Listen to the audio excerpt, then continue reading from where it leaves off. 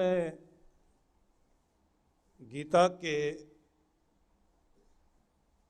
कुछ ऐसे संदेश और उपदेश पर चर्चा कर रहा हूं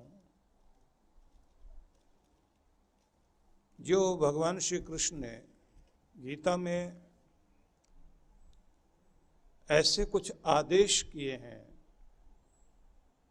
जहां भगवान स्वयं सीधे सीधे ढंग से ऐसे कहते हैं कि ये तुम करो। मतलब दो तरह की स्थिति, एक वह जहां भगवान कहते हैं ऐसा करना चाहिए, जहां आपके पास एक चॉइस दी गई है,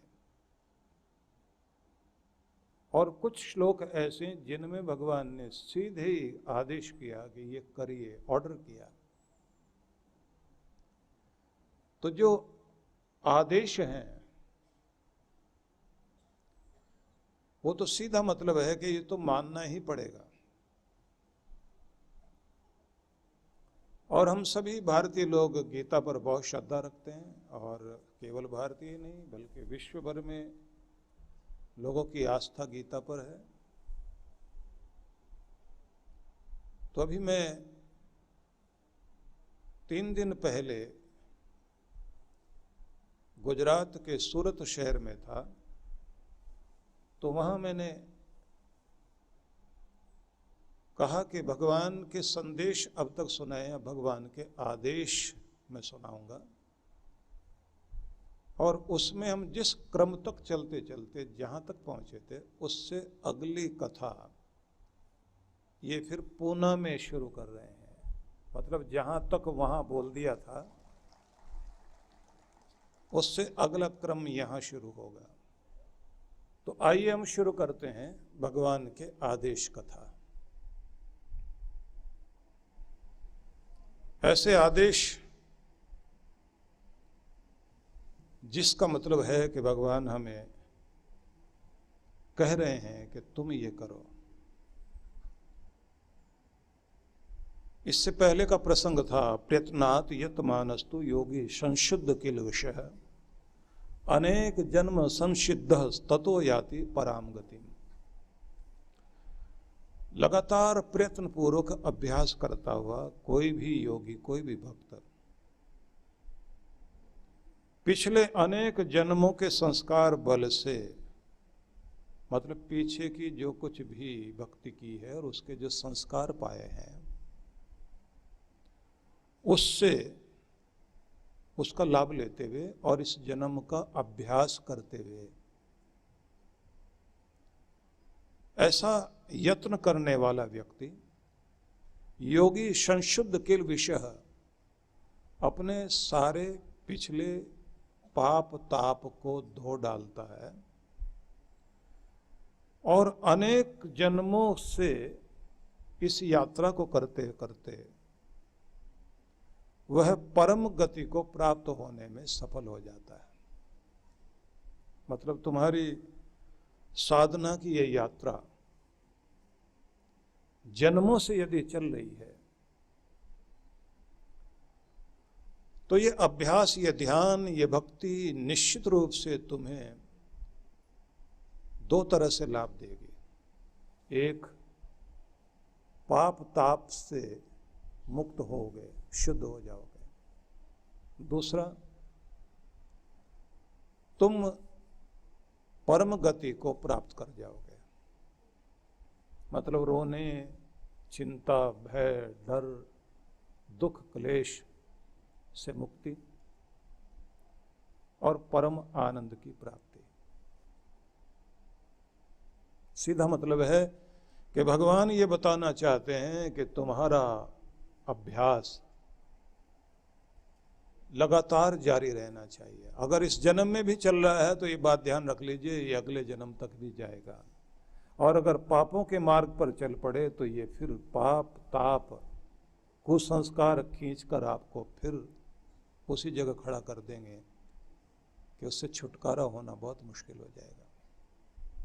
तो शुद्ध होने का अवसर भी इसी जन्म में है और अपने आप को अपने प्रभु से जोड़ने का अवसर भी इस जन्म में है। अगर आपका ध्यान सत्संग में लगने लगा, सुनने में लगने लगा, जानने में लगने लगा, आप चिंतन करने लग गए, आप ये सोचने लग गए कि जिंदगी क्यों दी गई, हम यहाँ क्यों हैं इस धरती पर, क्या करने के लिए आए हैं, क्या इतना छोटा जीवन जीने के लिए आए हैं जैसे पशु पक्षी कीट पतंग सब जीते हैं, कि अपने परिवार के इर्द गिर्द घूमते घूमते पूरा जीवन व्यतीत कर दें, या हम अपने चैतन्य को जागृत करते परम आनंद को उपलब्ध हो जाएं। जब भी आपके मन में कुछ प्रश्न उठने लग जाएं और आप अपने अंदर कुछ सुधार लाने की कोशिश करें, उस सुधार में होगा कि अब आलस्य और लापरवाही की जिंदगी रुकेगी। सजग, सतर्क, सावधान, एक एक क्षण का लाभ लेते हुए अपने भीतर की खुशी और आनंद में स्थित होने की चेष्टा, जिसे पूरी दुनिया छीनने की चेष्टा करती है, आपकी मुस्कान छीनने की कोशिश होती है सब ओर से। कुछ भी ऐसा किया जाएगा कि जिससे आपकी मुस्कुराहट खो जाए, कुछ भी किया जाएगा, लोग आपके अंदर की भीतर की शांति को छीनने की कोशिश करते हैं। सबसे पहले प्रयास होता है पूरी दुनिया का, घटनाओं का, घटनाक्रम का, कि आपका संतुलन बिगड़ जाए। बैलेंस बिगड़ा, उदास हुए या गुस्सा आया या इरिटेट हुए, तो अपने आपे से आप बाहर हो जाते हैं। गुस्सा आता है, लोग कहते हैं आपे से बाहर हो रहा है ये आदमी। थोड़े इरिटेट हो गए तो आप गुस्से में बड़बड़ाने लग गए, तो लोग कहते हैं फालतू बोल रहा है। पूरी दुनिया आपकी शांति को हिलाती है, आपके संतुलन को बिगाड़ती है, आपकी मुस्कुराहट को छीनती है। फिर से प्रकृति आपको एक मौका देती है कि आप शांत हो जाएं, नींद आएगी, शांति आएगी, खाना खा लेंगे आप, पानी पी लेंगे, धीरे धीरे वो लहरें जो आपके अंदर उठा दी गई थी, जो तालाब में, झील में पत्थर फेंक कर उसे हिला दिया गया था, वो लहरें फिर से शांत होने लगती है, और फिर आपके भीतर परमात्मा की कृपा का चांद उस झील में दिखाई देने लग जाता है। आप शांत होने लग जाते हैं, खुश होने लग जाते हैं। रोज आपके साथ ऐसा होता है, आपको हिला दिया जाता है। कोई भी घटना होगी, अभाव आए या प्रभाव आए, कोई चीज खो जाए, चोट लगती है अंदर, संतुलन बिगड़ता है। यात्रा इसलिए जीवन की चाहिए कि हम अपने स्वाभाविक रूप में खिलना सीखें, इसको ध्यान कहते हैं। बड़े मजे की बात है ये। अपने स्वभाव में उतरकर खिलना, ये ध्यान है, और साक्षी हो जाना घटनाओं का, ये ध्यान है, और परम मौन में स्थित होकर अपने आनंद में खिल जाना, ये ध्यान है। और मजा तो ये कि निरंतर विकसित होने की प्रक्रिया में चलते चले जाना, ये ध्यान है। और जब आप अपने भीतर की चांदनी में स्नान करने लग जाते हैं, ये ध्यान है। और जिस समय आपके अंदर स्वयं की स्मृति आ जाए, खुद की याद आ जाए, तो आपके जीवन का ध्यान खिलने लगता है। और जिस समय आप आनंद पूर्वक जीवन जीना शुरू कर देते हैं, तब आप ध्यान में उतर आते हैं। भगवान कहते हैं बस इस ध्यान में मैं चाहता हूं कि तुम पहुंच जाओ और तुम्हारे अंदर तुम्हारा परमात्मा खिल उठे, तुम्हारे अंदर परमात्मा का आशीर्वाद खिल उठे। इसलिए उन्होंने ये आदेश दिया कि प्रयत्न पूर्वक अभ्यास में जो संलग्न है और निरंतर जो अपने आप को धो रहा है, वो अपने पापों को जला देगा। इसलिए एक चीज इन दिनों आपको सीखनी है। एक कार्यक्रम होगा जब मंत्र सिद्धि सिखाएंगे, उसमें एक बड़ी अद्भुत बात ये आती है कि जब आप प्राणायाम करते हुए लंबा गहरा श्वास अपने अंदर खींचते हैं, तो जीवनी शक्ति को अपने अंदर लाते लाते ये कहा जाता है कि अपने भविष्य को अपने अंदर खींचो। और जब कहा जाता है कि अंदर से धीरे धीरे करके श्वास को बाहर फेंको, तो समझाया जाता है कि तुम अपने अतीत को, पास्ट को, भूतकाल को बाहर फेंक दो। दो तरह का प्राणायाम, एक जो प्राणों में चल रहा है और एक जो मन में चल रहा है। आपके भीतर का पास्ट जो आपको रुलाता है, मैं ये मेरे साथ हुआ, मैं बहुत परेशान, मैंने तो किसी का कुछ नहीं बिगाड़ा था, मेरे साथ ऐसा क्यों किया। तो बहुत सारी पीड़ाएं आप लिए बैठे हैं, उनका रेचन करना, फेंक देना बाहर। और वो जो भविष्य के सपने हैं, जहां आप अपने आप को अपनी ऊंचाई पर देखना चाहते हैं, जहां आपकी जीवनी शक्ति उस प्राण वायु को खींचकर अपने अंदर धारण करना कि ये मैं होना चाहता हूं। और फिर प्राणायाम में एक और नियम है कि श्वास को अंदर रोके रखना, और ज्यादा देर तक श्वास अंदर रोक नहीं सकते। तो कहा जाता है कि अंदर जो रोक रहे वो तुम्हारा वर्तमान है, और वर्तमान को ज्यादा देर तक तुम रोक नहीं सकते, लेकिन रोको, उस वर्तमान में अपने आप को टिकाओ जहां तुम्हारा आनंद है। क्योंकि जिंदगी वर्तमान में है, ना बीते हुए कल में है, ना आने वाले कल में है, जिंदगी इसी पल में है जो अभी चल रहा है।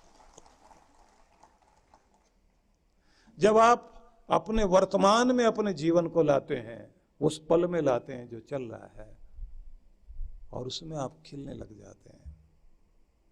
तो कहते हैं कि ये चलते फिरते का ध्यान है। हम लोग एक साधना कराया करते हैं, डिवाइन ब्लिस मेडिटेशन, उसमें यही है कि उस क्षण में उतर आओ जहां तुम्हारा जीवन है, और वहीं से खिलना शुरू करो, जहां तुम्हारा आनंद, तुम्हारी शांति, तुम्हारा चैन, तुम्हारा आत्म स्वरूप है। और फिर कहा जाता है कि तुम अब उस तरह चलोगे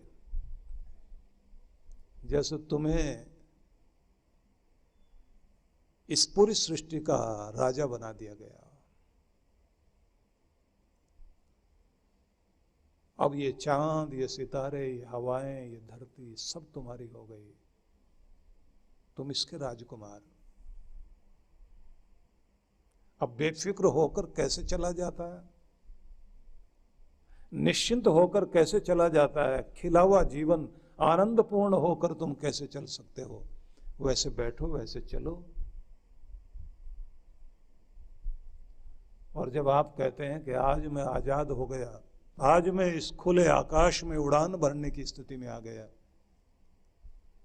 आज न पीछे का कोई दबाव, न आगे की कोई चिंता, कुछ क्षण तो आप उस आनंद में जी कर देखें। तो हम लोग वहां छोड़ देते हैं, व्यास नदी के तट पर, हिमालय के उस आंगन में जहां सेब के वृक्षों के मध्य और हरी हरी घास के बीच, उस कोमल सुनहरी रेशम जैसी धूप में, जो गुनगुनी धूप है, और उस हवा में जिसमें हल्की सी ठंडक जो गुदगुदा रही है, उन फूलों के बीच जिनके होठों पर अभी भी मुस्कुराहट के साथ साथ ओस की बूंदें चमक रही हैं, तो कहा जाता है कि यहां इसी क्षण में रुक कर देखो। और जब व्यक्ति वहां के पूरे कैंप को अटेंड करने के बाद लौटता है, तो हम कहते हैं कि यहां से क्या लेकर जा रहे हो। लोग कुछ खरीद के जाते हैं, कोई बादाम खरीद के ले जाता, हरे हरे बादाम लेकर जा रहा है, कोई वहां के फल लेकर जा रहे हैं, कोई शॉल खरीद कर ले जा रहा है, कोई शहद लेकर जा रहा है, कोई रेशम लेकर जा रहा है। हम लोग कहते हैं ये नहीं, जो गुरु ने तुम्हारे हृदय में बांटा है उसे यहीं छोड़ मत देना, घर लेकर जाना, उस दुनिया में जिसमें आप जीते हैं, उस दुनिया में जाकर इसको देना है। मतलब ये वहां भी टिक जाए। तो इसलिए भगवान श्री कृष्ण के आदेश मैं आपके सामने पढ़ रहा हूं। उन्होंने कहा कि अनेक जन्मों की सिद्धि के द्वारा ही, सफलता के द्वारा ही, भक्ति की सफलता के द्वारा ही तुम परम गति को प्राप्त होगे। लेकिन इसका ये मतलब नहीं है कि पता नहीं कितने जन्मों के बाद बात बने तो ये जन्म जैसे चलता है चलने दें। नहीं, इस जन्म में जो आप कर रहे हैं, अपनी साधना में चलते चले जाइए तो आप बुन रहे हैं अपना स्वर्ग। स्वर्ग वहां नहीं मिलेगा, यहां से लेकर जाओगे। और स्वर्ग बाहर नहीं होता, अंदर होता है, आपके भीतर होता है। इसलिए कुछ लोग होते हैं जिनका नरक उनके अंदर होता है, वो कहीं भी चले जाएं बड़ा जल्दी आसपास का वातावरण नारकीय बना देते हैं। वो किसी राजनेता की एक मजाक प्रचलित थी कि उनसे किसी ने ये कहा कि जापान वाले कहते हैं अगर ये प्रदेश हमें मिल जाए तो हम इसे 1 साल में जापान बना देंगे। उस नेता ने कहा कि हमको एक बार जरा वो जापान दिलवा दो, हम 6 महीने में अपने जैसा बना देंगे उसको। प्रश्न ये आता है कि किसी भी बनी हुई चीज को बिगाड़ दे आदमी, खराब कर दे, क्यों? क्योंकि वो नरक अपने अंदर लिए बैठा है और वो एक दिन में नहीं आता। किसी आदमी के बारे में कहते ना बैठे बैठे चला गया दुनिया से, तो वो एक दिन के बैठे बैठे नहीं चला गया, उसे बैठे रहने की आदत है, दुकान से हिलता नहीं है। उसको तो यही लगता ग्राहक का मौत का भरोसा नहीं, पता नहीं कब आ जाए। उसे ये लगता है कि 18 घंटे दुकान पर बैठने से अमीर हो जाएगा, जबकि 18 घंटे बैठने से कोई अमीर नहीं होता। जब आपका दिमाग पहले से ज्यादा स्मार्ट होगा, आपकी योग्यता निखरेगी, आपके अंदर का तरीका बदलेगा, तो बाहर 4 घंटे में भी मौसम बदल जाएगा, आप 4 घंटे में अमीर हो सकते हैं। तो आपसे मैंने कहा कि आपके भीतर आपका स्वर्ग होता है, जिसे आप बाहर के वातावरण में ला करके खड़ा करते हैं। कुछ लोग जहां जाते हैं वो कहते हैं मेरी लड़ाई हो जाती हर किसी से, दुनिया बहुत खराब हो गई,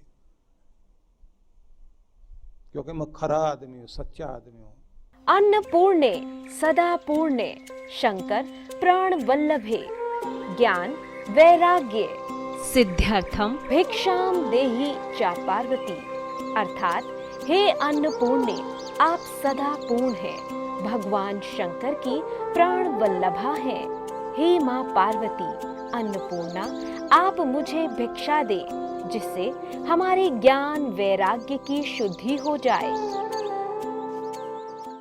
सेवा आज जिस संस्थान का पर्याय बन चुकी है वो है पूज्य श्री सुधांशु जी महाराज के सानिध्य में संचालित विश्व जागृति मिशन। सेवा के क्षेत्र में मिशन की एक और नई पहल अन्नपूर्णा योजना। इस योजना में आप अपने एवं अपने परिवारजनों के जन्मोत्सव, विवाह की वर्षगांठ तथा दिवंगत परिजनों की पावन स्मृति में आनंद धाम आश्रम में स्थित गुरुकुल के ऋषि कुमारों एवं वृद्धाश्रम के वृद्धजनों को सहभोज करा सकते हैं। इस अवसर पर प्रातः गुरुकुल के ऋषि कुमारों द्वारा वैदिक मंत्रोच्चारण के साथ आपके एवं आपके परिवार की मंगल कामनाओं के निमित्त यज्ञ का आयोजन किया जाता है। यजमान की सुख, समृद्धि और दीर्घ आयु के लिए प्रार्थना भी की जाती है। दोपहर को सहभोज का आयोजन होता है। आप सपरिवार आनंद धाम पधारें, यज्ञ में भाग लें और अपने हाथों से भोजन कराकर पुण्य लाभ एवं आत्म संतुष्टि के भाव से जीवन को आनंदमय करें। इस योजना से जुड़ने के लिए एवं अधिक जानकारी के लिए संपर्क करें 9582954200 9560792792। सहयोग राशि भेजने के लिए हमारा अकाउंट डिटेल है